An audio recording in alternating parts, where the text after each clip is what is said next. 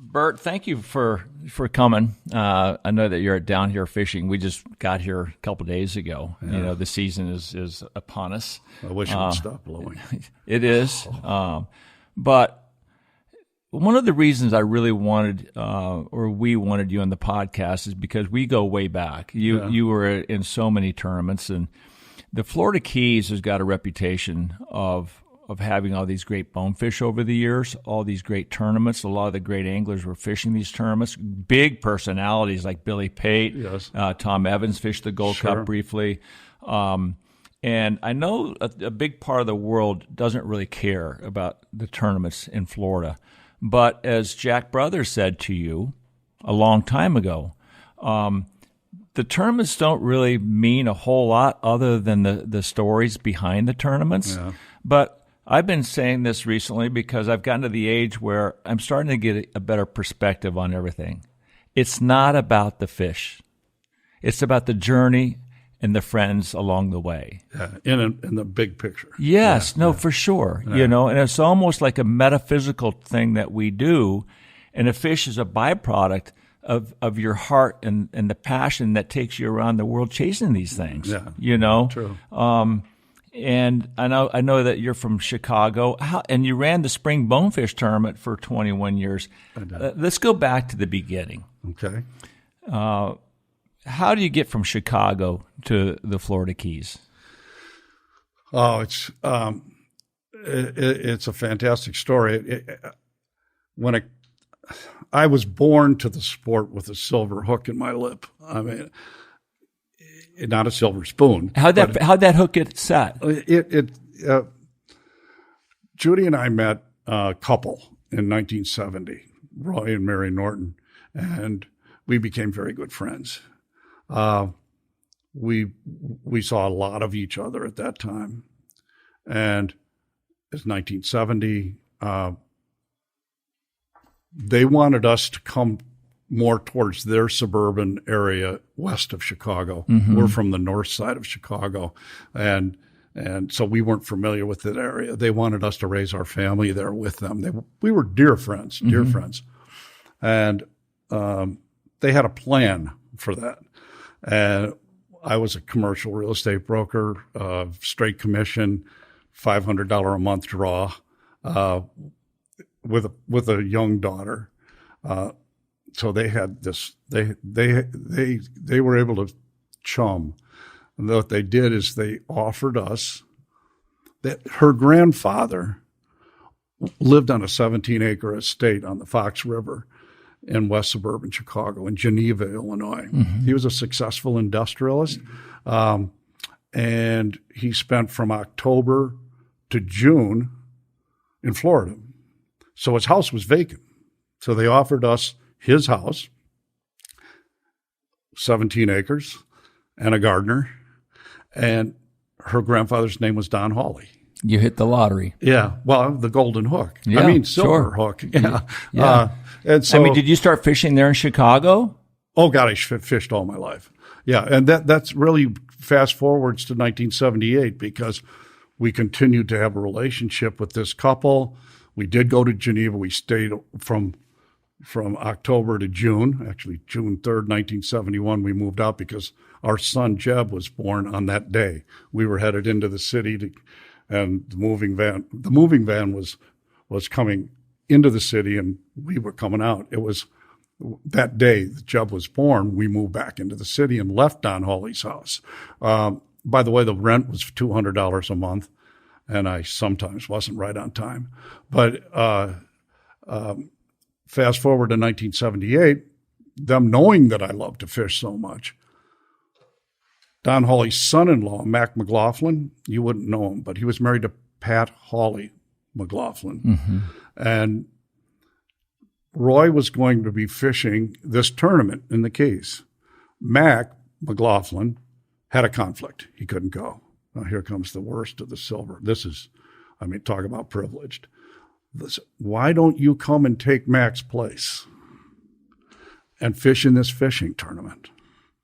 I had no clue as to what it meant. What's a tarpon? Yeah, actually, perfect. Well, they started schooling me. They'd say things like the back, and the rules and the competition and Ted Williams and Jimmy Albright and Jack Brothers. And Jack Brothers told Mary that he could teach her how to catch a mangrove snapper when she was 7. They started filling me in on what was going on, but I really had no clue. I had no clue whatsoever. And I remember the first day I stepped into the skiff, the guide that Mac was using in the tournament was a guy named Tony Lay. Have you ever heard of Tony Lay? Sure, of course. He used to pull off he used to pull from the deck of the boat. Yeah, well, at that time, a lot of times. He would stand on the motor most of the time when in 1978, the first time I fished him. But I was introduced to him by phone, but I'd never met the man. And I walk on that first Saturday practice day. I walk onto the dock. Remember the Lorelei? All the boats were still in the water. They were left overnight. They were left in the water. No, they didn't pull them out every night. And I pull up to the appointed skiff, and I shake hands with this guy. And he kind of looked more like a surfer than he did like a fishing guide. And he was exactly my age. He was 32 years old. And he said, "No." I sat down, and he said, "Now, you've caught a lot of tarpon, right?" I said, "No." He said, "Well, you throw the fly, don't you?" "I've never had one in my hand." Oh my God! They set you up for failure terribly. He said a long word that began in M and ended in R. A matter of fact, almost everything I said ended with that word that began with an M and ended with an R. And the rest of your life in the world of fishing, you heard that an awful lot. Yeah. But I guess it's hard to. Did you ever fish with Tony at all? No, I remember in the Hawley one year. I was not fishing in the Hawley, but I saw him fishing. We were next to him, and the early years, obviously, everybody pulled the boat backwards, or actually, they were staying on the culling of the motor that was tilted up. But he was fishing from the deck of the boat, pulling his boat. There's a pulling tower right behind him. It's like, what's wrong with that guy? You know? Right. Well, he's really a very unique person. What's that mean? He was not articulate whatsoever. He only spoke fishing, but he spoke all the time. It was a stream of consciousness. His way of communicating was just to say whatever he was thinking. Really? I would hear things in that first couple hours like, "You're new, but don't think I'm not going to fucking stick a green fish. Just because you're new, I'm not going to stick a green." I don't know what he's talking about. Right, because so let's back up. So this is the Hawley. This is a kill tournament. Yeah. Where before it became a catch and a release tournament. So now you're on the boat with this guy. You've never fished for tarpon before. Right. He's got an 8-foot sharp gaff. Yeah. When this fish gets close to the boat within 8 feet, he's going to stick it and go for a ride. Yeah. And you have no idea what's happening. I have no idea what it's. Although I should back up maybe 18 hours. We arrived at Penn Key there's a housing development behind Ziggy's. There's a bunch of houses in there. That's where Don Hawley had built a house in 1956. And then he and Pat and Mac McLaughlin had another house there. And between the two houses was one W.W. Pate Jr. So we arrive on Friday night, and Mary said, "Hey, Billy's invited us over for cocktails." Silver hook thing again. Did you know who that was at the time? I did, because I'd been schooled. They had said things like Albright. Well, Roy was fishing Jimmy. My host was fishing Jimmy. And so we went over to Billy's house for cocktails. And I walk in, and there's the world record on his wall. I didn't quite know that. The 188. Yeah. Well, I'm confused about that. I got to talk to Captain Huff about that. I thought it was 186 in 1978, and then he might have broke that. Then record. He got 188 a couple of years later. Right. That night, the condo, his skiff. Have you ever seen his skiff? Oh, jeez. I mean, I've seen photos of it. Yeah. Right. Well, It was on a trailer in his driveway that night because he had just come back from Homosassa. So let me define his flat skiff. So you have, for it's like the a people jungle who gym. don't know, this condos we're talking about. Billy Pate had a skiff where the casting platform, he had a big chair that was raised up, and around the bow of the boat he had this net so it would contain his fly line. Correct. And Lee Baker would be back there in the back trying to pull, but most likely he couldn't see over Billy because Billy's like 4 feet off the deck. Right. And he'd always look out at other people, like in the pocket or wherever you're fishing. He'd get his binoculars out. And like in Homosassa, he would always be looking, what everybody else is doing. I remember fishing next to him one time, and I was looking over. He had that big hat, the big bill, and he had the binoculars on me. I about freaked.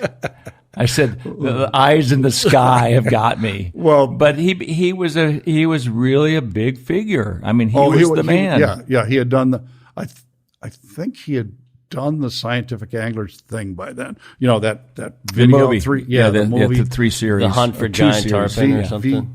The Hunt for Giant Tarpon, the VHS. But anyway, there I was, and he was talking about Homosassa. He'd just been there for 30 days, and I remark about the fish, and he had a fish tank that had baby tarpon swimming around in it. Yeah. But he talked about the fact that he thought he had the big one on twice. Well, then I came to understand that meant 200 pounds. Yeah. And then over the years, I learned how much that meant to him. Mm-hmm. Like all those guys who chased those big fish over in Homosassa, it was all about getting that holy grail fish. Yeah. I fished against him a couple times in the Golden Fly, his later years. Yeah. And I went over to his house when dementia was setting in. Yes, he didn't remember really well, and I was interviewing him for my book. Yeah. And I asked him. He had a hard time. Yeah, and I asked him the question, Billy, do you remember when all of a sudden you had to feed the fish the fly, entice that fish to bite your fly? Because in Homosassa, when I was there in the 80s, you just show the fish the fly and they're going to eat it. There's no feeding, if you will. Right. And he looked at me and his eyes started spinning in his head. He had no feeding. But he was struggling because Lee Baker was guiding him in the Golden Fly. And Billy was just determined to fish his old Homosassa flies, the really big 4-0 hooks, big feathers, 80-pound shock. And Lee was pulling his hair out. And I said, Lee, I'll tell you what I'll do. If you don't mind, if you can convince Billy to do this. I tied him some toads, little 1-0 hooks, little green flies, 1-0 hooks, and 60-pound, bite tippet. Everything was built out, tournament tippets. I said, all right, tie that on and tell Billy just to try it. I said, just lead the fish and just start to slide it a little bit. And when the fish sees it, just start tapping that thing a little bit. Just tap it. Don't take it away from him. The next day, Billy Pate got off the water, and he comes racing across the room. He goes, Andy, I threw that green thing out there, and he came over and he bit it. That made my heart feel so good because Billy was a hero to all of us all those years, and I had a chance to connect with him through these little new flies that we were tying. That's great. So the Hawley back in the day, it was not a weight fish tournament; it was a kill tournament, but it was a numbers game. No, it was a limit. There was a limit of 5 fish. Oh, so it was a weight fish tournament. Oh, no, it was a weight fish kill tournament. Just like the Gold Cup. They were the same. They were started by the same people. Right. The Hawley was really started. Don Hawley died in 1974. And Dick Pope Jr., and friends, Navarre, Hardesty, some of those guys, well, they loved Don. And they decided to memorialize him with this tournament. Of course, they also would be able to fish another week and get some practice in before the Gold Cup, which was the 3rd week in June. But they also put another piece together of that tournament that had a charitable reason. Right. They funded the Don Hawley Foundation, which was summarized by saying, for the benefit of the tarpon and those who fish them, meaning fishing guides. Right. But the the charitable aspect was made the tournament a little bit different, and it was we would raise we'd raise $35,000 a year through the Calcutta, and there was a Hawley auction that we put together. Right. But they really. The other thing that was interesting about the Hawley connection is the Gold Cup started being a tournament that you could fish multiple ways. It wasn't fly only. In the early years. Yeah, in the early years. And Don fished spin if he could. He didn't like to bait cast, but he loved spin fishing, and he thought that the fly rod was an unfair advantage. Yeah, Advantage. And because the fiberglass fly rod they had was this big around. That's really actually that. I'm lying to you when I might have misled you. Yes, it was too tough with a fly rod because I'm going back farther. I shouldn't admit this even with my wife sitting here, but my first trip to the Keys actually was in 1970, in February of 1970. You're going to love this, being an expecting father.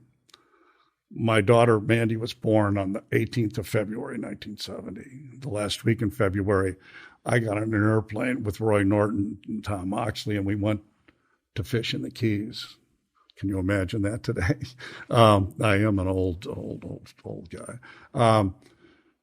But we arrived in Penn Key at Don Hawley's house, and we were sent to two guest rooms, Moxley in this one and me in this one. And Roy said, when you finish getting ready, we're going out to dinner, but just walk into the living room. And I can see that there are two trucks here. So Don's got guests, but just walk in and introduce yourself if you're the first one, Don. Well, I was. And I walked into the living room, and Don was sitting. This is the only time I ever met Don Hawley. He was sitting in one of those Naugahyde, Florida, chairs, those easy chairs with a matching ottoman and his feet on it. And the doctors had said he couldn't drink anymore. So he was drinking milk and scotch. But anyway, there were two guys there with him, both of them wearing khaki pants and khaki shirts, rough-looking kind of guys. And one was Albright, and one was brothers. And Jack was drinking at that time. So Jack, I didn't know him until after he had quit for the second time. And he did a wonderful work with AA, and he saved a lot of lives later on. But at that time, he was drinking. And when he was drinking, he was bad news. And he was at it with Albright.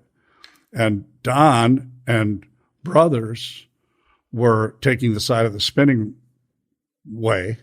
And Albright was, no, you have all the extra skills, and we're doing better with the equipment. We're getting better. We're going to make the rods, and So Albright wanted fly only. Yeah. But they didn't change in deference, as I understand it, in deference to Don. They didn't make it fly only until he died. Mm-hmm. And then the Gold Cup and the Hawley became fly only. Right. Yeah. So did you catch a fish in your first Hawley? Yeah. Yeah. What did you see? How could you even get the fly out of the boat? No. Tony took me. People talk about how many fish there were and this and that, but he took me. We got in the skiff, and he drove down the highway to Channel 2, and we're sitting in Channel 2. And he already knew that I'd never seen a tarpon, that I couldn't cast a fly, and that he was fucked. So he's just going to go drift a channel, and you're going to jig that fly. You're just going to do this. He's going to teach me. And of course, he's a Pate style guy, and he's showing me how.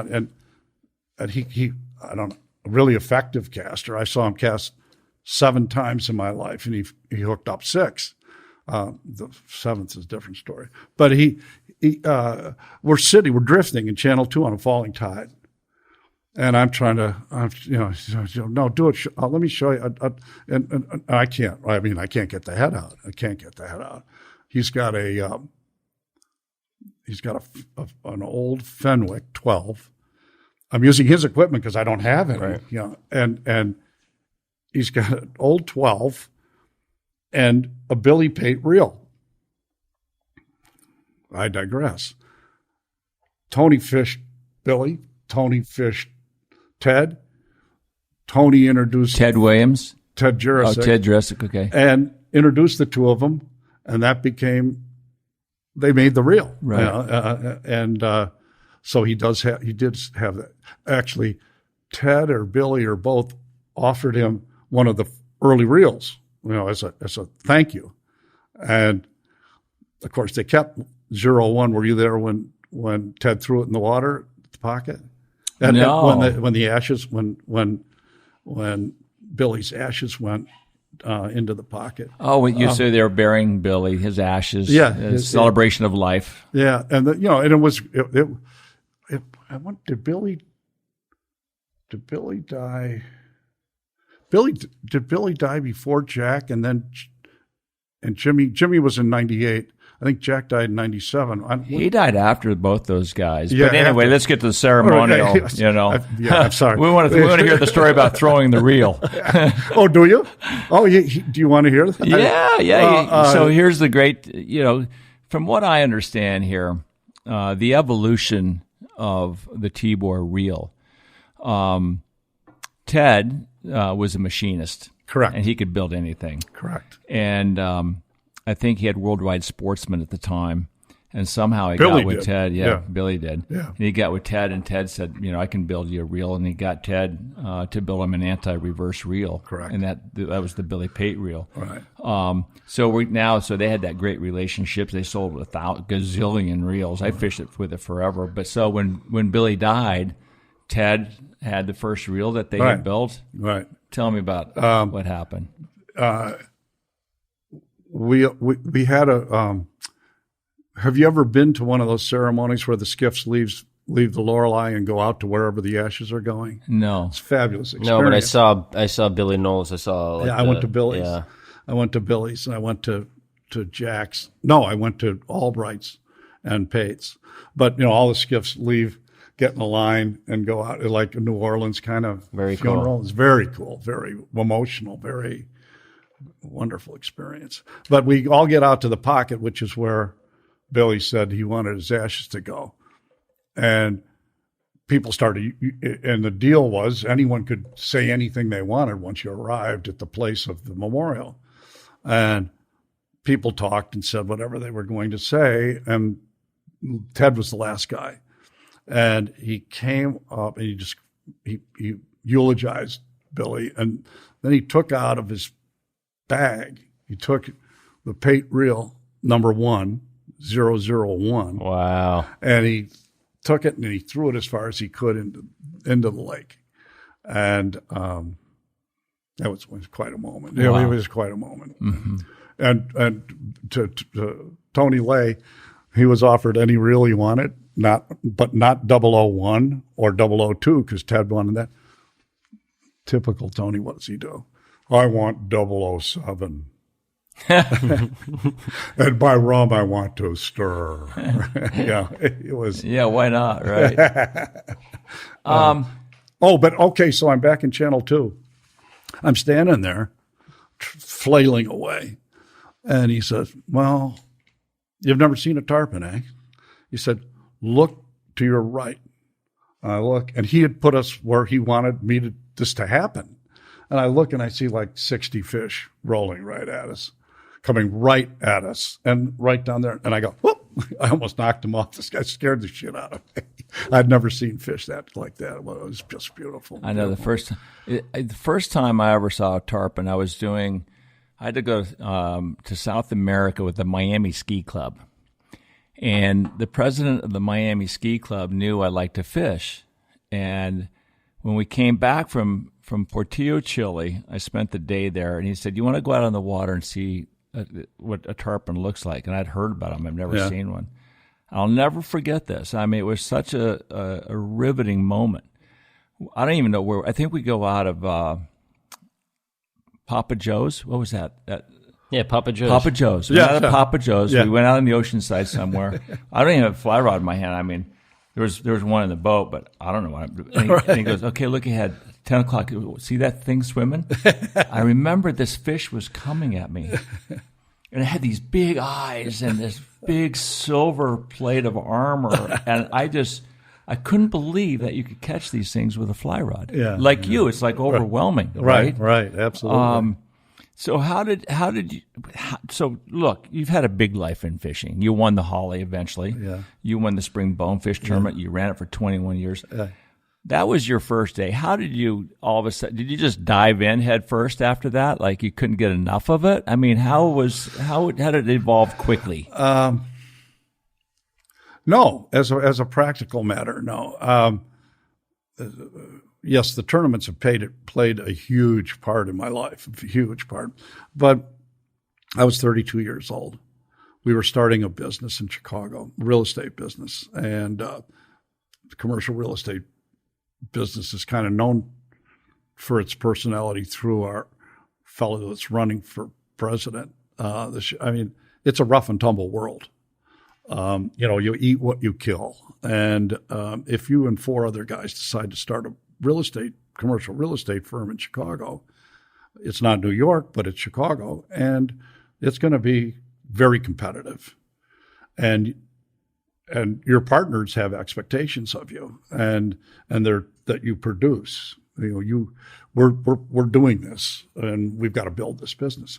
So, no, the first Hawley in 1978, I never fished again until the Hawley 1979. And then I never fished again until the Hawley 1980. So you're all, yeah. It was just all competitive. It was all, just I mean, that was your week of fishing. Yes, and thank you. That's if you say to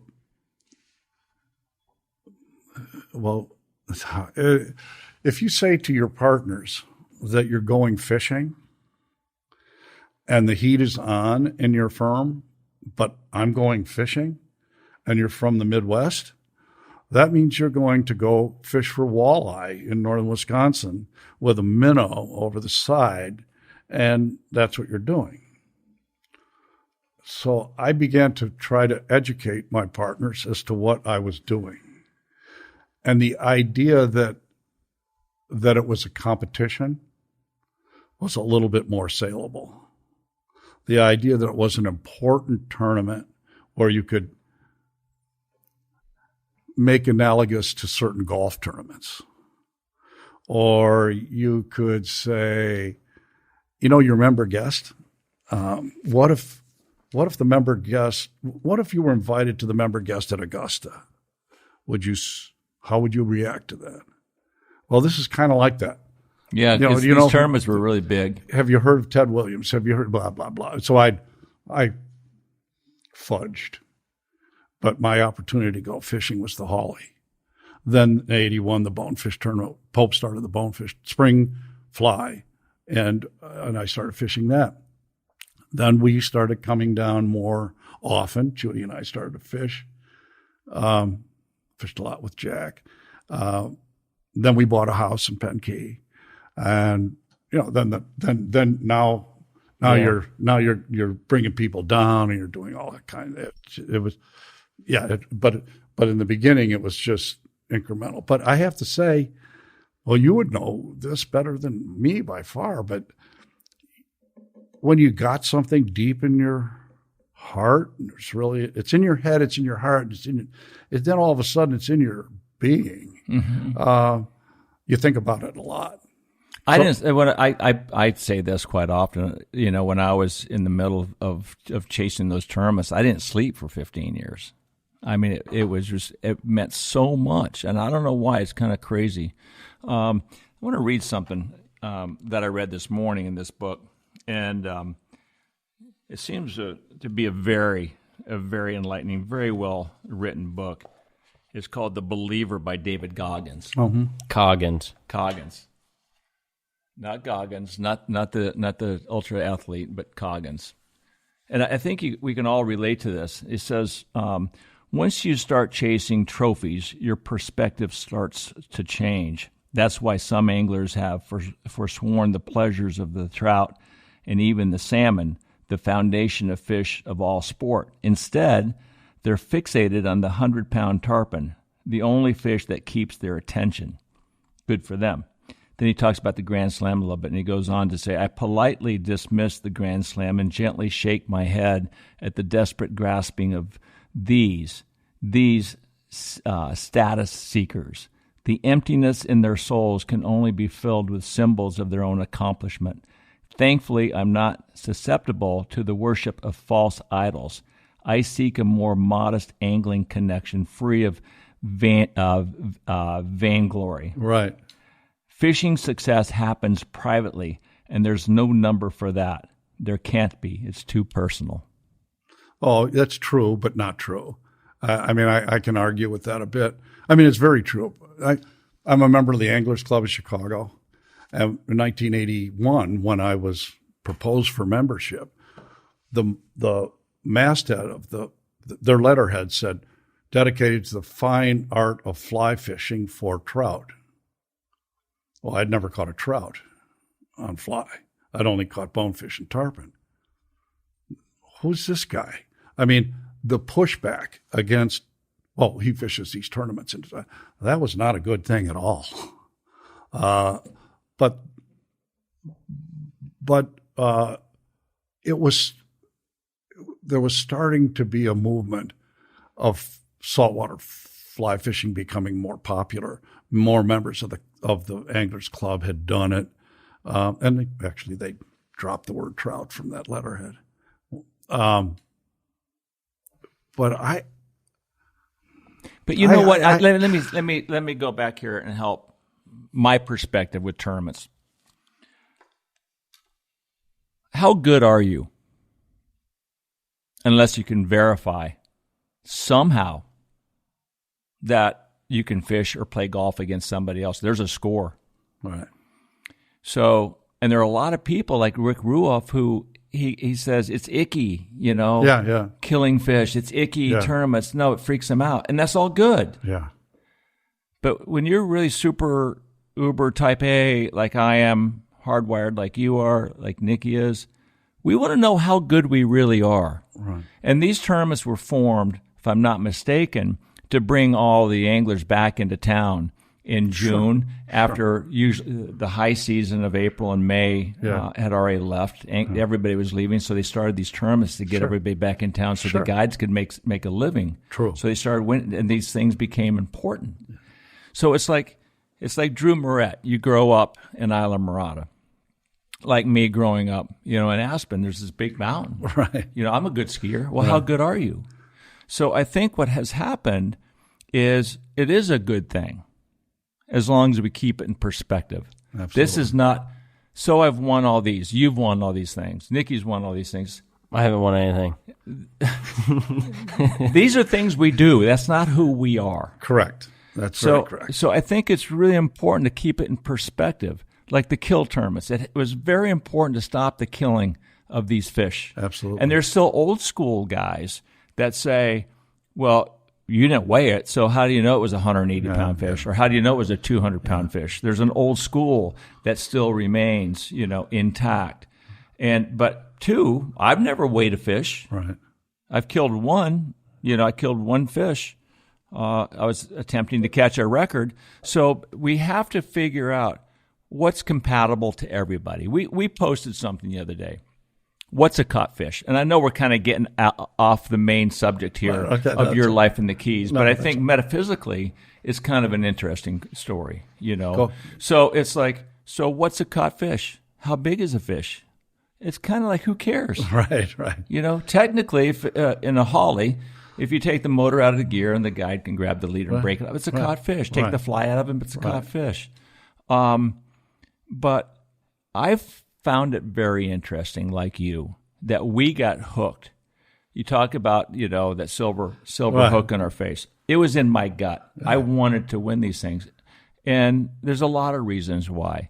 But I think it was really important for this little fishing town called Isla Morada. For sure. That to this day, since 1964, when the Gold Cup started, there's a vibration, there is an aura, there's energy to this day that is vibrant as ever. Absolutely. Surrounding these tournaments and catching these great fish. And I'd like to think that it came from these old guys. I was 32, they were 50, 60, whatever. But I have to believe, well, think about it. I mean, you speak of Isla Morada. Well, it was the center of the development of the sport. The guys like Peyton, Navarre, and Pope, and I could go on and on. Well, the people that were fishing in the 1964 Gold Cup, Don Hawley.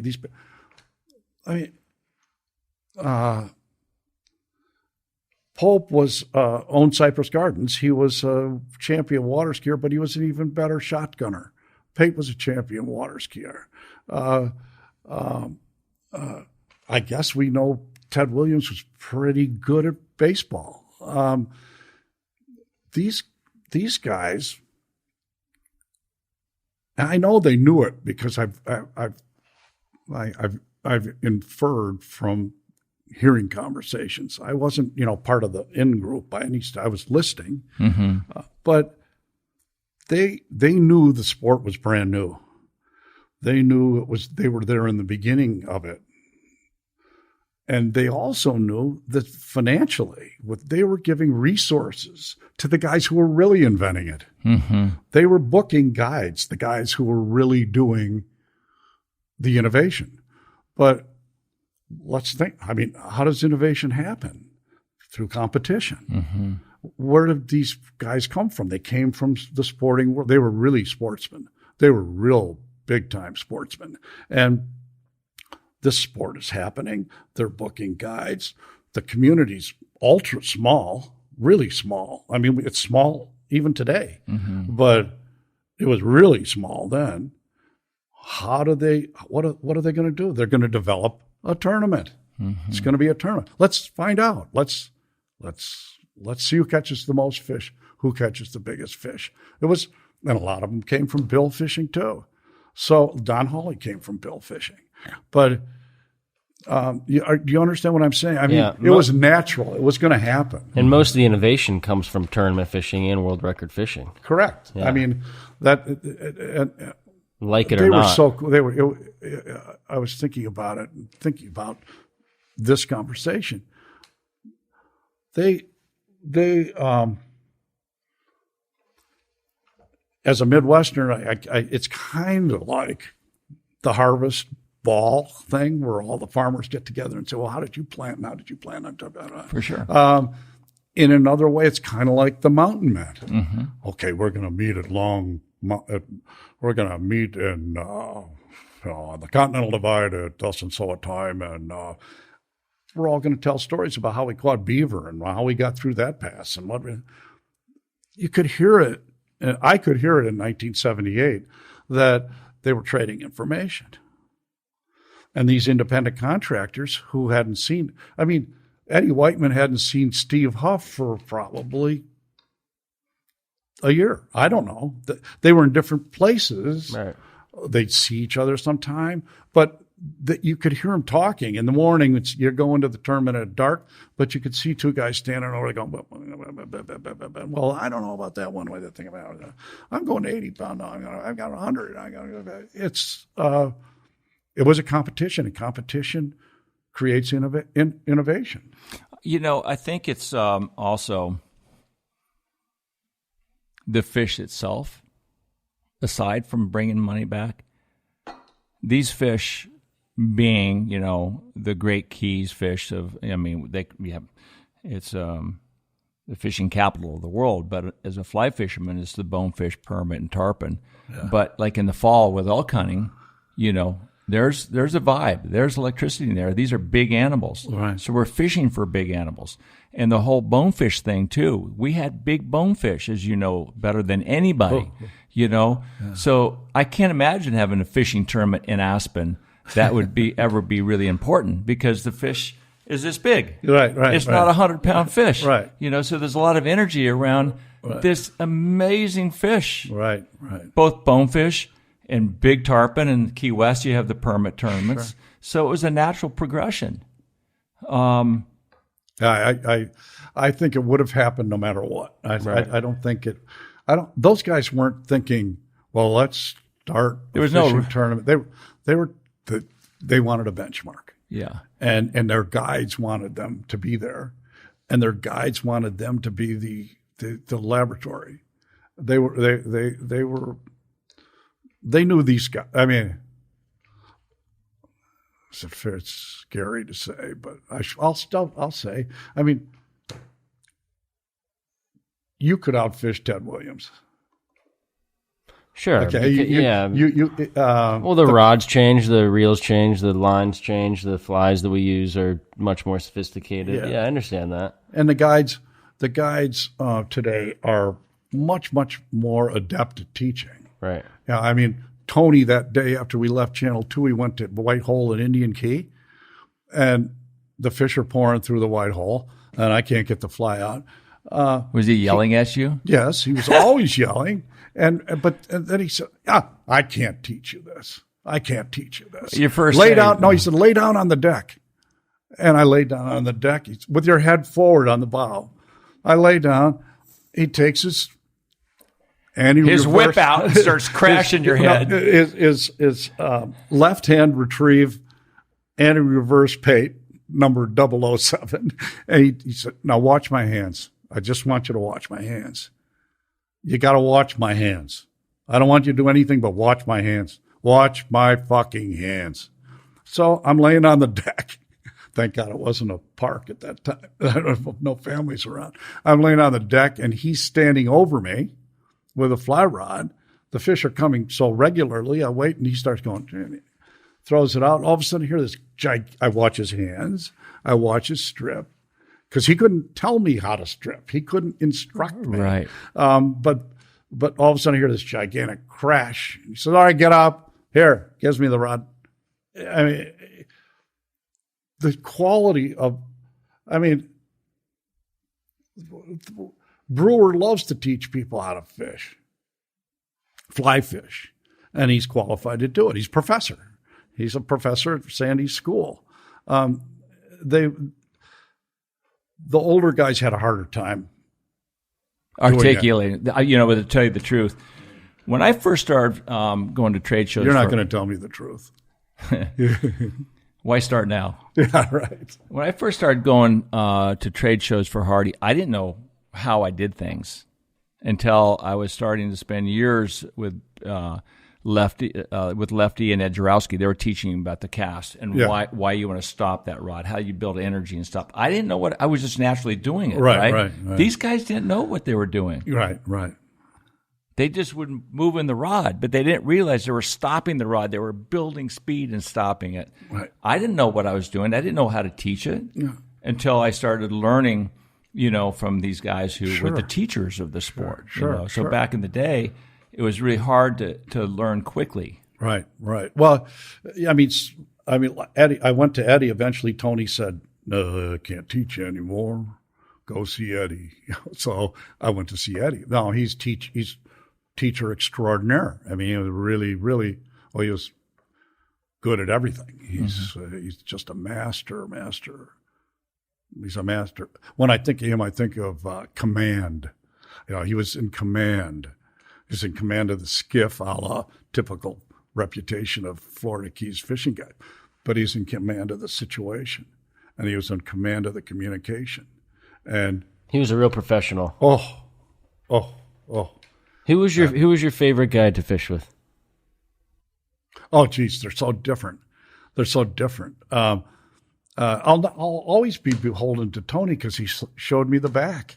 I mean, he could find fish. One thing Billy Pate to me said to me at that cocktail thing that first night was, you're fishing with Tony, huh? Yeah. Well, he's going to show you a lot of fish. And he did. He knew the back like fantastic. Too bad I couldn't perform. But I'll always be beholden to him for that. But then Jack, Oh, I wish you could have fished with Jack. We'd be Jack Brothers. Yeah. You know the cut that goes from Big Basin into Whale Harbor Channel. It's just a little strip, and then you take a hard right to get into the. But we'd fish that strip, and a boat might come through, and if it did, he'd light up a camel. Take it easy, kid. It'll be fine in a minute. It'll be fine. They'll be back up.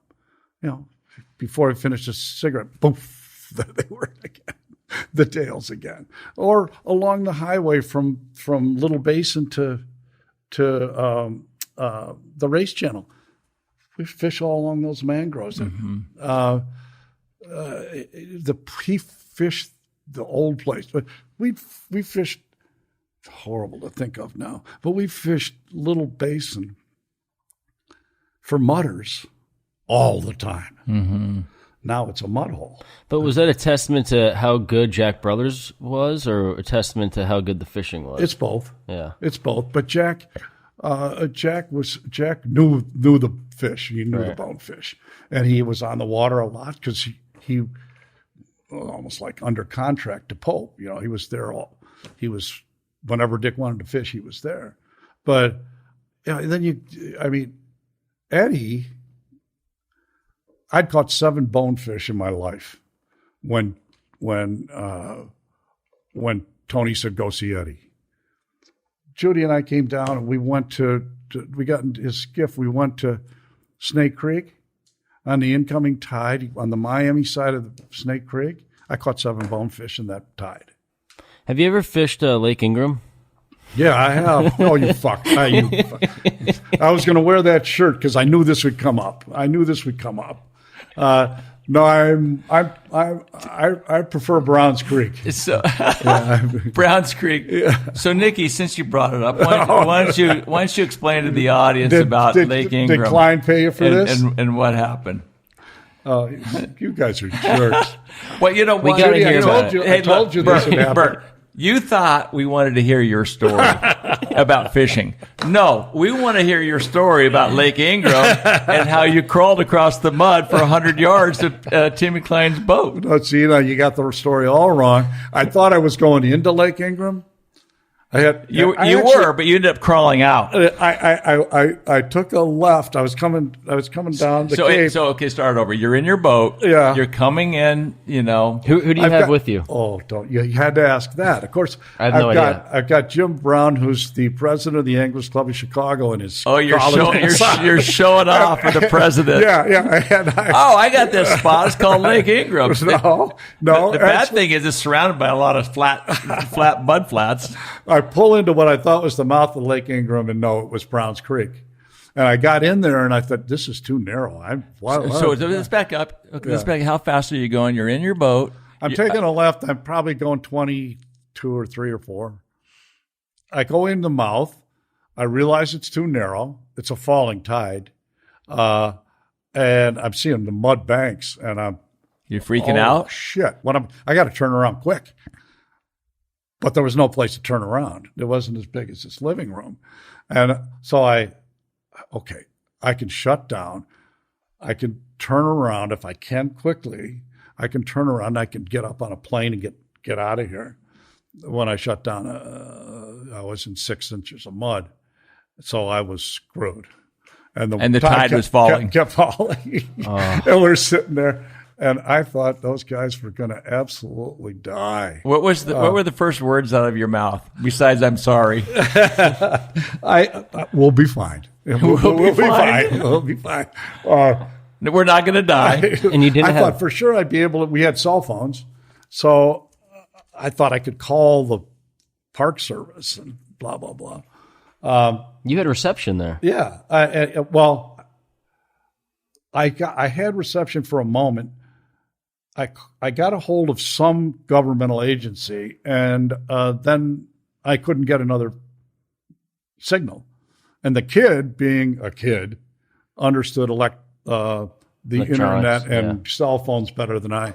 And after we'd been there for a couple of hours, and I'm talking about, okay, I've got these aluminum blankets in the bow, and I've got a lot of mosquito spray, and we're going to get through this. We're going to stay in the skiff.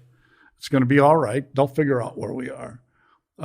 He got up on the polling platform and held the phone up, and we got a signal. And then I had to pay the price of admitting. I had to call Tim. Timmy Klein. Yeah. And he said, I know exactly where you are. I know you were coming down the big, and you thought, I know exactly where you are. And in an hour and a half, he and James were there. They came in 2 boats, and we left my skiff stuck in the mud flap. High and dry. No, absolutely high and dry. I should have worn that shirt. I knew I should have worn it just to prove that it wasn't tatters. What did you think when you first got out of the skiff to meet Timmy Klein?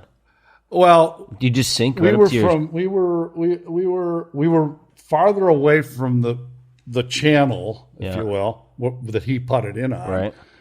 Then they could throw a rope. Right. 100. We were more than 100 feet. Right. So it meant you had to abandon ship. But when you got off, did you just sink to your hips? No. You were going to have to swim. You weren't going to be able to walk. You didn't. But there's no water. So swim across the. It's watery mud. Right. Yeah. Yeah. You're not swimming in water. No, not swimming. But the Jim's son, that was at Madison at the University of Wisconsin, was in pretty good shape.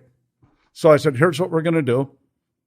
We're going to swim, and then they'll throw you a line when you get within reach. When you get within 50 or 40 feet, they'll drag you through the mud."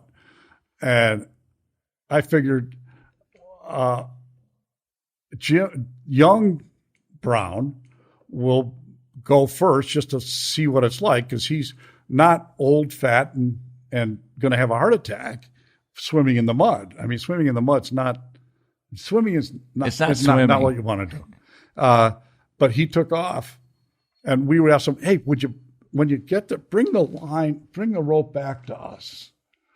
He wasn't interested in bringing the rope back to us to pull us out. He just stayed. He didn't want to do the round trip. Said, "Get the fuck back there and take them the rope." So I only went maybe 40, 50 feet in the mud, and then I got the rope, and they dragged me out. And it was just caked all over you, that mud. Absolutely. How many hours of the power? I kept my head above mud. Right. Yeah. Above mud. Oh, did you use a power washer to get that stuff off of you? Right. What an asshole. Oh, God. You're such an asshole. Just be nice. We have to ask. Wait till we post a picture for everybody to understand. Swimming in mud. Oh, well, Klein did that, and he called me the next afternoon. He said, "We got 45,000 likes."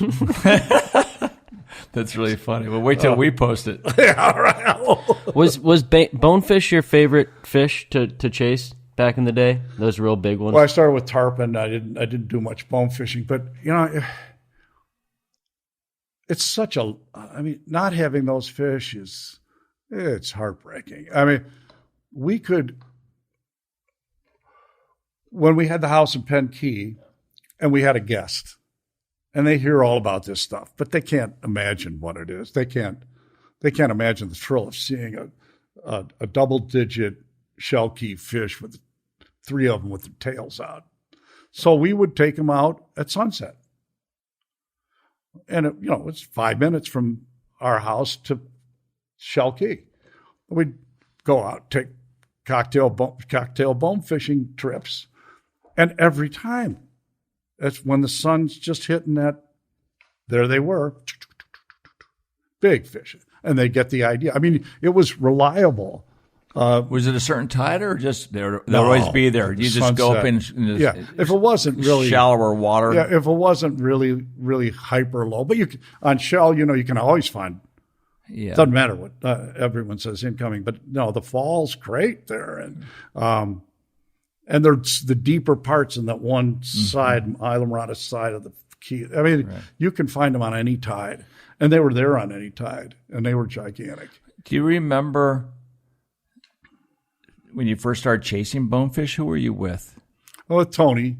And that was horrible. We go to 9 Mile, and there'd be schools of 30, 40 coming at us. Big waves, right? Just pushing water, huge, digging. pushing and tailing. It was just, there's a look. Oh, God.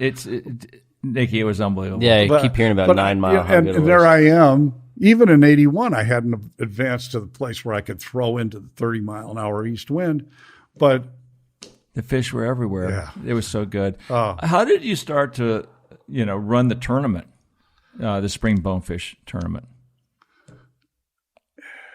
Because to the best of my knowledge, of the 5 tournaments, the only one that doesn't elect a chairman is the Spring Fly. Pope started it. Pope ran it. There was never an election. And one day he came up to me, and someone else was there, but Pope came there and said, "We've decided that we would like you to run the Bonefish Tournament. We trust that you can carry it forward." And it was a great compliment. It was a great compliment. I was honored. And what are you going to say? Yes, I'll do it. And the next year I was the chairman of the tournament. And I went for 10 years, 12 years, and I started trying to find the person that I could walk up to and say that. Chairman of these tournaments can screw it up. They can make it more difficult for sure. They can make it better. But I kept looking for the person that would do it, and you try, and then it can be a big pain in the ass, and so I'd get turned down when I'd approach a couple of people. Then it would take me a couple of years to find the next guy. But thank the Lord for Mark Richens. I mean, he's the best. He loves the bonefish. Yeah. Let me tell this story about those big bonefish, if you don't mind. Not at all. I got second in that tournament 3 times. Yes. But one of the most... I'm sorry to hear that. Since you've won it twice. But to my demise, you beat me one time. But I want to build this story. Okay. About the magnitude of these fish, right? Yeah. And I've told this story before, so if you've all heard it, just bear with me because we have the great Bert Scherb on the show here. You have 3 weight fish. The last day you catch a 9-pound. So the minimum for weight fish was 8 pounds at the time. Correct. You catch a 9-pound fish and you're fishing with Kevin Guerin. Yes. And Kevin or you say, well, look, if we keep this 9, if we can't catch a bigger one, we can only get third. Yeah. You release a 9-pound fish and catch a 12.4, I think, if I'm not mistaken. It was 11.14. 11.14, right? Yeah. Just shy of 12 pounds. Right. That's what we had back then. Yeah. You know? And it lasted for a long time. And then all of a sudden, the big freeze in 2010, and they were gone. Yeah. How badly was your heart broken? Oh, my. The shell key fish, the shell key fish, look at the record book. What was it? Every fly bonefish record except one class was caught there. Look at the women's. Every one of them was there. Michael Swardlow was always chasing a world record fish. Right. He caught a 16-pound fish on shell key. Right. It was like that was Big Fish Central. Yeah. But that's not the only place they were. I mean, no, Charlie sure. Causey and Jack would fish the gophers in the summer, and big fish. Kevin and I would fish rabbit between the main channel and Little Rabbit, and to see, you would die. Have you ever fished there? No, we haven't. He's never seen it. It's very weird. Bottom, it has little kind of bumps in it. I've never really bonefished in the Keys. Oh. Well, that's understandable. Yeah, right. That's understandable. Well, here, in the, I think it was 96 fall fly, I catch a 13-12 on the first day. That was the biggest fish at the time of the spring or the fall fly I'd ever caught. The very next day, there was a 14-1 caught. So we're talking really big fish here for a long time. That really, it was as much fire to it as the tarpon had. Oh, absolutely. And if you might be fishing a lot of mudders, but to see those big tailors, well, it's really hard to do too. I guess you have to say it's really hard to do. Well, but I was in 1999. In 1999, I guess first Croca came in with a 14 something, which was a world record. The next day, Craig and Eddie Miller, guy from Texas, come in and with a bigger fish, back-to-back world records. Right. Okay. There were, in that tournament, I think that there were 7 fish over 12. Okay. Right. The numbers, these are weighed fish. Oh, yeah. These are not people saying. And it's not like you're, did you pull it? No. You're bringing it back to a scale. Was it 30? No. You bring it to a scale. It's a IGFA certified scale, and you whale. It's the canoe. Let me tell you the story about the canoe. That's a Huff. That's a Huff. Yes. Yeah. I was with Huff recently, and he built that canoe. Yes, so what they wanted to do is figure out how to weigh these bonefish. So you had to have a live well, keep them alive, bring them in, put them on the scale very quickly, see the big needle move to wherever it was, take a photograph, there it was, let the fish go, and you had to motor out and let them go safely to swim away. But it was a canoe that had holes in it so the water would drain through. And no extra weight. Yeah, and it was pre-weighed, so it was at zero. You knew the weight of the canoe. Yeah, everything. Right. But it looked exactly like an old Indian hide canoe. Right. With a birch bark. Yes, exactly French, right. Canadian. With the sharp point on both ends, and you lay that big dog in there, and you watch that needle move. I mean, how exciting was that? Watch it settle. Huff made that. Yeah. Yeah. But watch it settle. Watch the. Okay. Because if you get over another pound, say from 11 pounds, like 11.14 to a 12.1 or a 12-pound fish, the points per ounce has jumped. Mm-hmm. So that's why you really wanted to catch fish over 10, 11, and 12 pounds. Right. You're going to try to change the subject without me finishing the story, aren't you? You are, aren't you? So the last day of that tournament in 1999, there were probably 5, 6, 7 anglers that could still win, even though these back-to-back world records had been made and weighed. And, one of those two guys have to win, right? So Kevin and I had been in the back, and we came back to Shell. The incoming tide, where are you going to go? You got an hour left. What are you going to do? We pull in, and there's a skiff right on the flat itself. There's another guy on one of the flats that's contiguous. That would be your father, okay? And then there were two another strip flats, Key West of that, and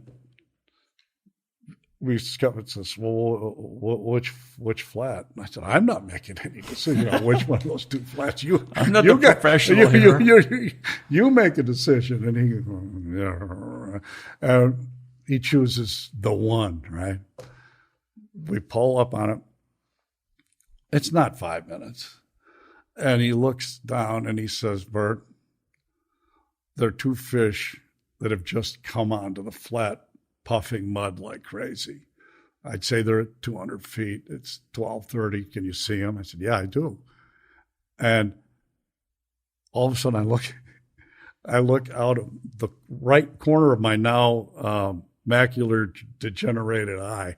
I look into the channel, and here 40, 50 feet away, you could see the shadow become a body, become bonefish, and see puffing mud like 2 of them, like locomotives, and they're going to be right there. And you better do something. I thought, what the fuck? And I did a back cast, and got lucky. It went into the current. I mean, it was just before I could just get onto the mud. Boom! I got one. Taking him. Takes off. It's a big. Well, you know where you are, and it's a big fish, and you need this big fish.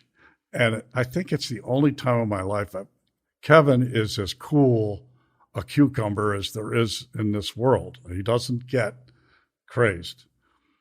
Fish is out, and we know we're gonna get this fish. But they're creatures. There are all kinds of creatures in those deep channels, and here come 5 or 6 dolphin down the channel with the tide. And to tell you the truth, I never feared dolphin and bonefish. Kevin goes bonkers. They're going to eat our fish. They're going to eat our fish. And he fired up, kept the skiff between the dolphin and the fish, and we caught the fish. And geez, I don't know what the end result was. I'm not sure. I don't. That's after he released a 9-pounder. So that was the 11.4? Yeah, 14. 14. Yeah. Wow. Yeah, well, we think it was. I asked Kevin what he thought it was. But your dad came in second. Do you want to say that a little bit louder? So let me ask you this: would you ever catch like 4 and 5 pound bonefish on Shell Key? No, I never caught. I never saw one. Really? I don't recall ever seeing one. But on Ironwood, I've seen them. Just on the other side. Across the intercoastal, I've seen them. So a small fish on Shell Key is 8 pounds? 10 pounds? Yeah. They were. Yeah. It's a weight fish, probably. They were. Yeah. It's crazy. Yeah. You've had a big life in fishing. What stands out the most?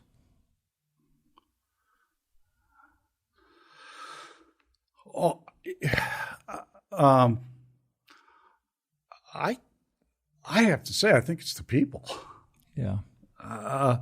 The fish are fantastic or fabulous. I mean, if I think of doing something, I think of catching a fish. If it's a laid up fish in the mud back there, or Taylor at Shell Key, or in that odd bottom rabbit and shows up, tail and dorsal out, and then disappears, and then there's another. But the fishing is fabulous. But the truth of the matter is, I just wanted to be a part of it. Right. I didn't. You're in the game. It wasn't. I wanted to be a part of it. It felt so extraordinary to fish with these people, to know the quality, to understand professional fishermen, what motivated them, how amazing people. Mm-hmm. I mean, Tim Klein is like, when I think of Tim, I just think of places, these nooks and crannies. And Lake Ingram. Browns Creek. Mud. Swimming in the mud. I'll go with Bart's, or I'll go with Little Conkey, or I'll even go with Conkey Channel. But these people take you to these wonderful places. They show you how to do it. They love it, and when they're on your case, they're doing it because they want you to catch that fish. Mm-hmm. If you get over, our sport is kind of dominated by people who are successful in other places in life, doing other things. The guys on the bow for $1,000 a day, you better have some resources, and to get good, if it's 50, 60, 70 days a year, that's disposable income to someone who's well heeled. And they become your best friends. Very good, very trusting, very, very well. It's not unlike the trenches. It's not unlike being in the. I mean, that they're the kind of guy that's not going to jump out of the foxhole. That's for sure. It's being part of it. Yeah, being part of it. I think that's the thing. I mean, I love the fish. I've tried to do what I can to help the fish. but it's the whole thing.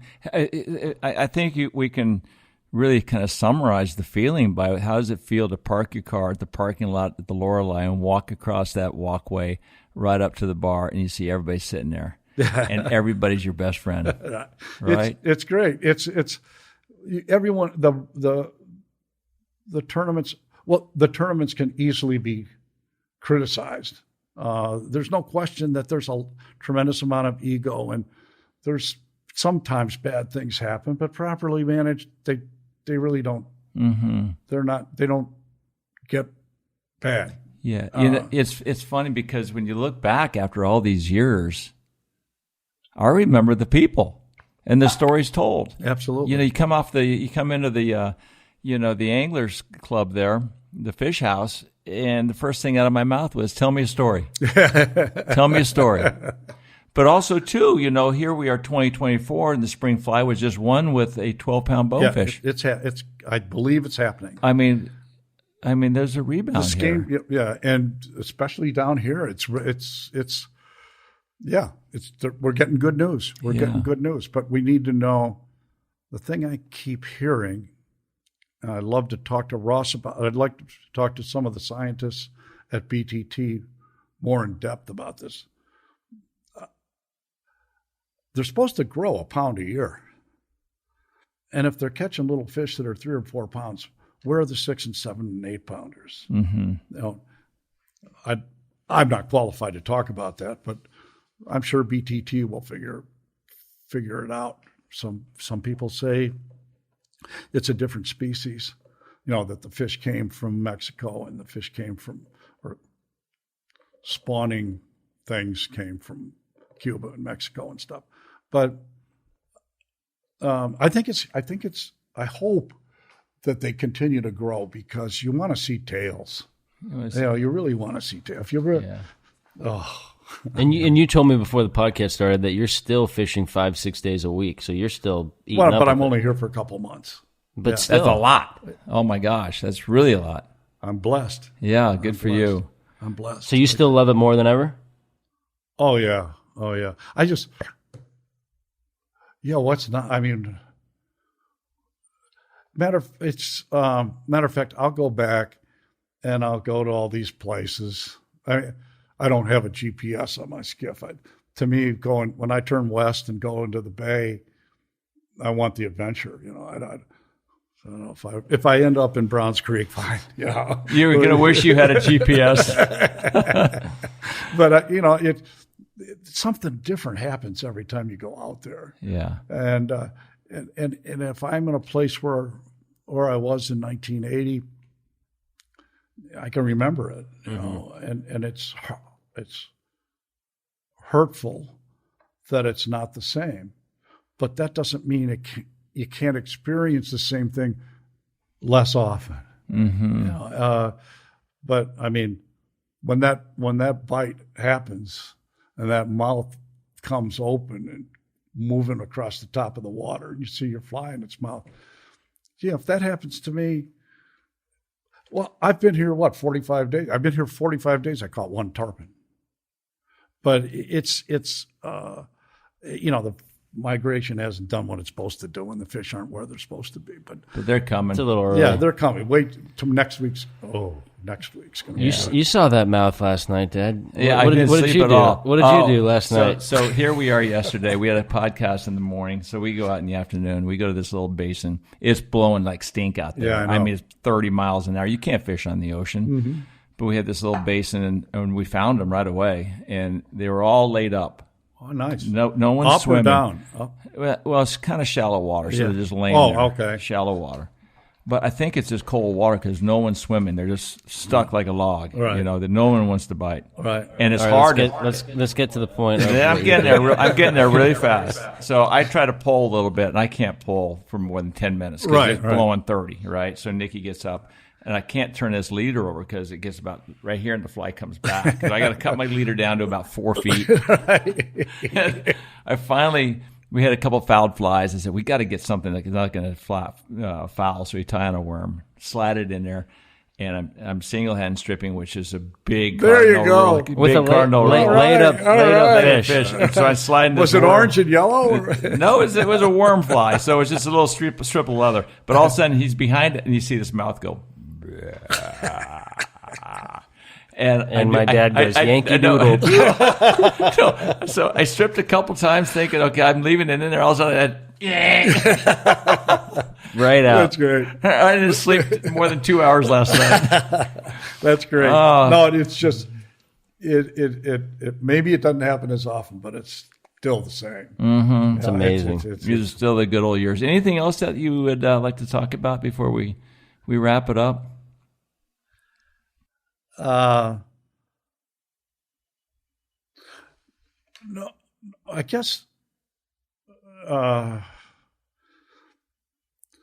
guess I want to say how much I admire those guys that started all this. Mm-hmm.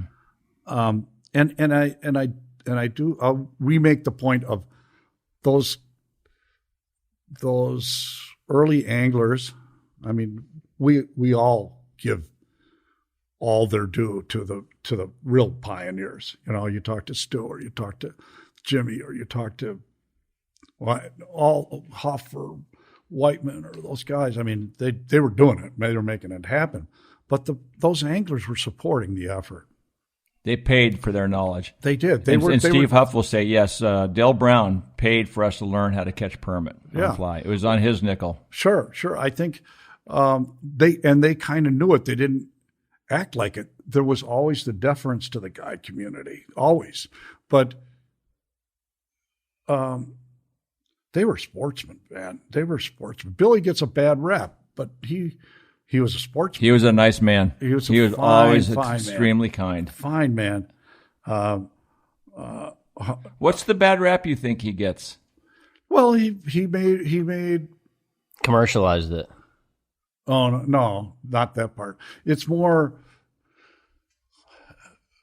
He gets criticized for a couple of things. One, that he wasn't a terrific caster.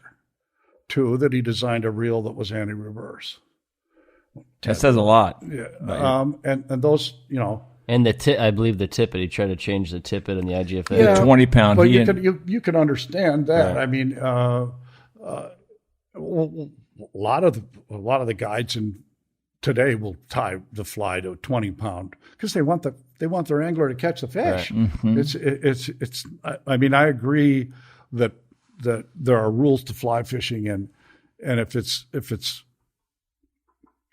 that it's more pure if you're using 16, or in the Hawley if you're using 12, and those are the rules, and you do that. But some guy's paying $1,000 a day to go out there and catch one. You know. Mm-hmm. No, I agree. I just think that in the '80s he was criticized for that. Oh, he was. Yeah. He was. Yeah. He was, and it's too bad. I mean, there couldn't be. I'll tell you a quick story. When we were leaving Pate's house that Friday night, my first Friday night, and we went to Pate's for cocktails, and we were walking back, and the mosquitoes were eating us. And Mary said, if you want to pay for this trip, you should buy Pate in the Calcutta. I didn't know what a Calcutta was, but okay.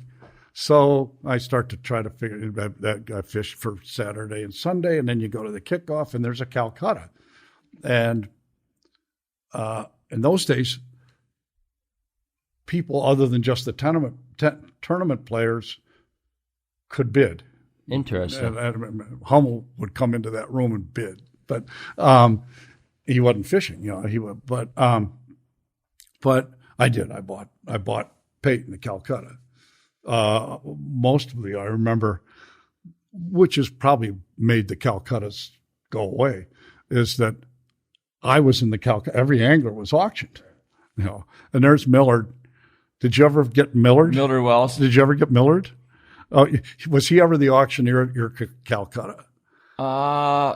No. Oh, God. No. Oh, what? Oh. Millard Wells, he was the great, you know. Great artist, great watercolorist. Watercolorist, yeah. Matter of fact, a lot of people would say, they wouldn't say they wanted a trophy. They'd say, "Oh, I want to get that Millard Wells." Timmy Klein said, "I wanted to get into the tournament so I could win a Millard Wells." That was why he started fishing tournaments.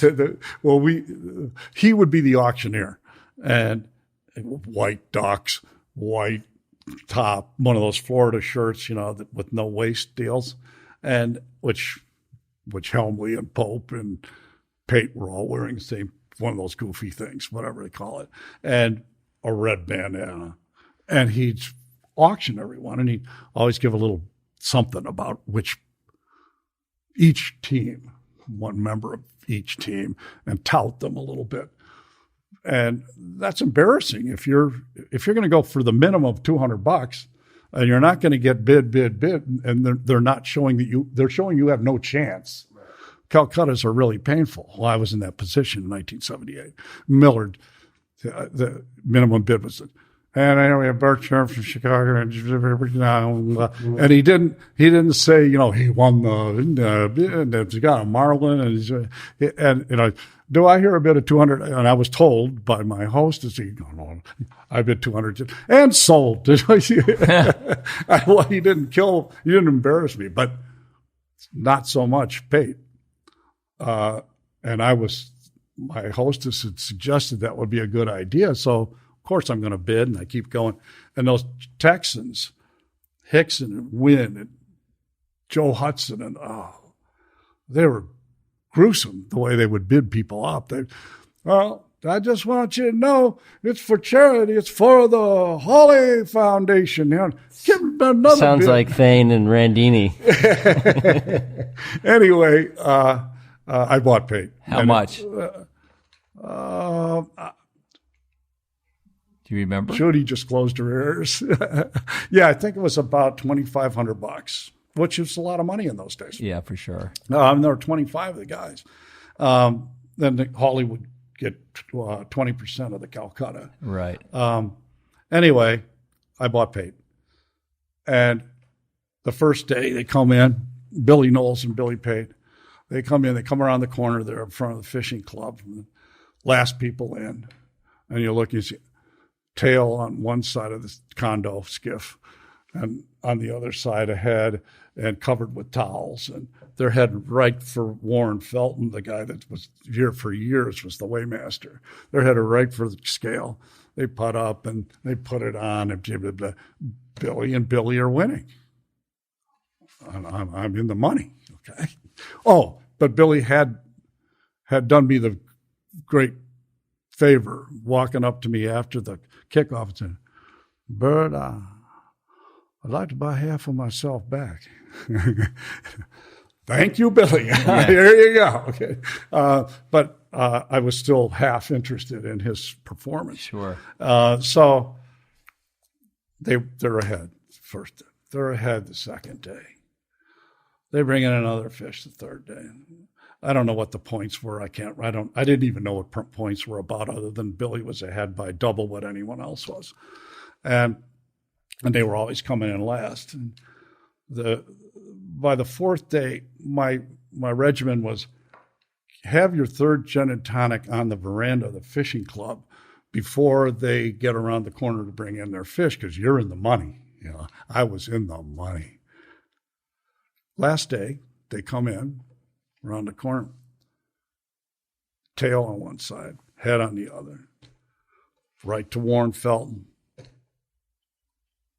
Billy Knowles picks up the fish with one hand, and throws it on the dock. 40-pounder.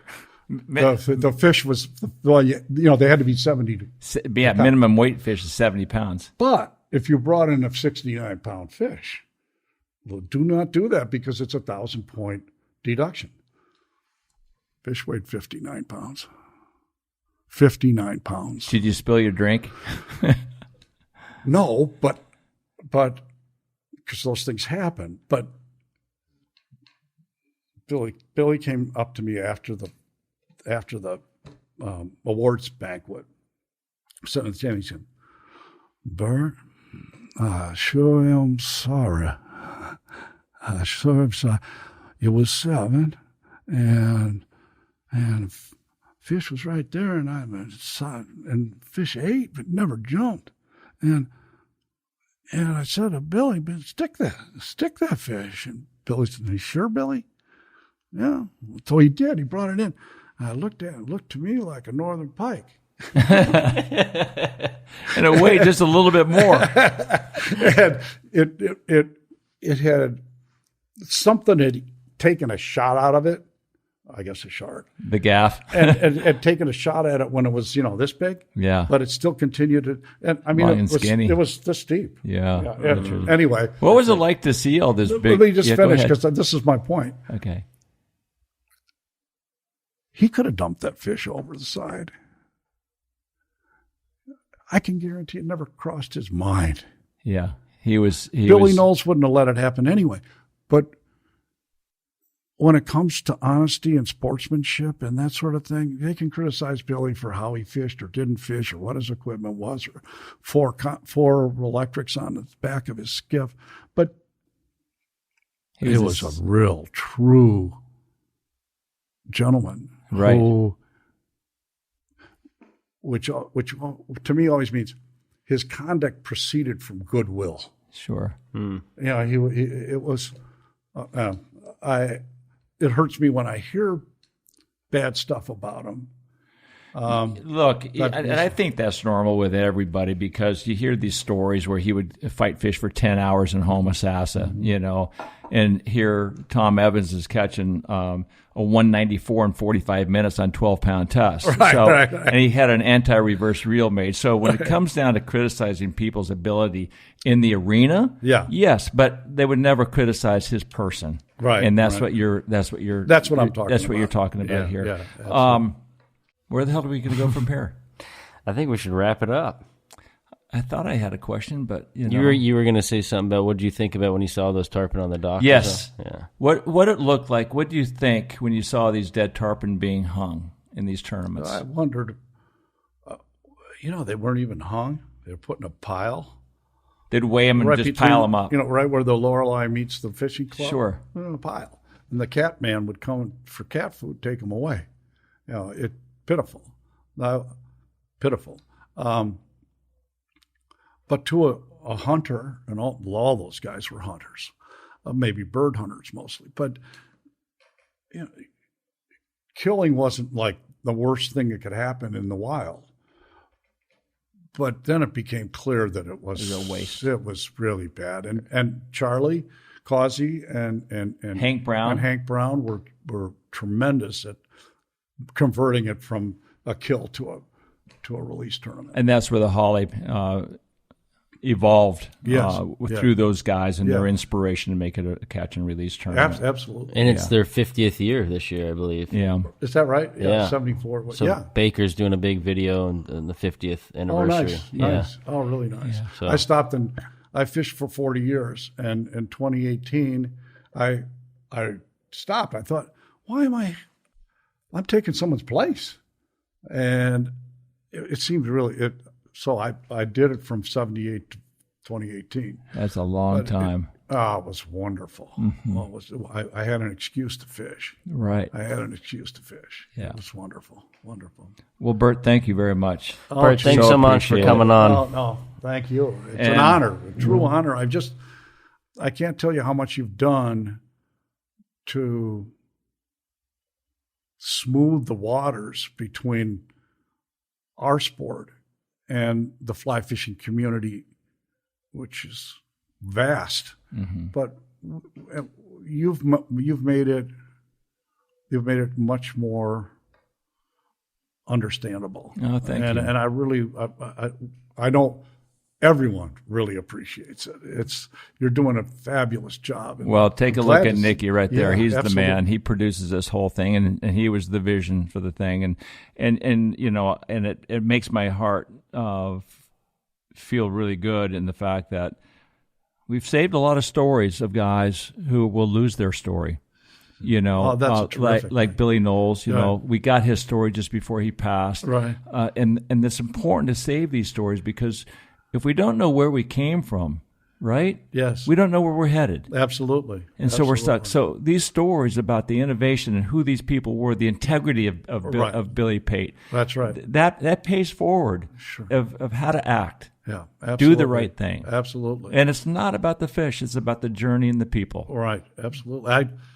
It's just been, to be associated with these people has just been a joy of my life. I mean, at the end of my first Hawley, Randy Moret, who won, was the grand champion, you know, of kind of figuring out that this is a big deal, that Randy Moret's the grand champion. He comes up, he said, I heard you need a ride to the airport tomorrow. There you go. You know, that says it all. Yeah. And you ended up winning it. You know. Yeah. And I ended up going to Randy and Mickey's home in Bozeman and go fishing and remember together. Right. And it's wonderful. The intensity of it makes it more valuable. And I'm so blessed to have been. I was born with silver. And it's still stuck. Well, we love you, Bert. Thanks for coming on. Yeah, absolutely. Thank you. Thank you so much, buddy. Take care. Thank you. What I saw is West Side Story. What I saw is just a